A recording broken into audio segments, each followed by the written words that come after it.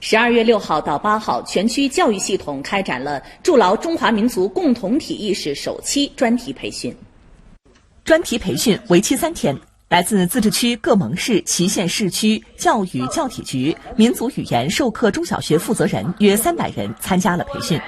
培训期间，学员们认真学习了习近平总书记关于民族工作的重要论述和推广普及国家通用语言文字工作的重要指示精神，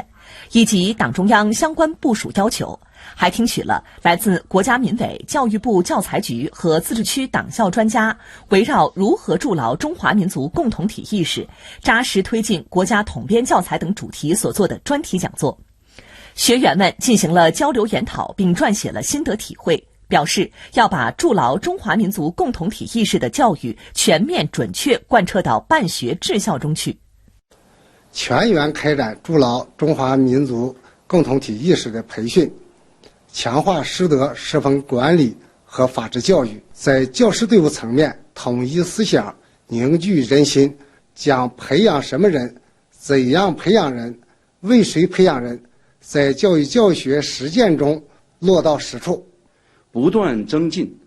3个离不开、5个认同，理清民族工作共同性和差异性的关系。要把筑牢中华民族共同体意识教育切实贯彻到办学治校。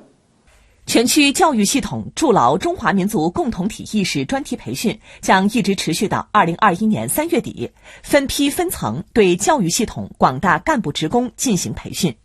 内蒙古台报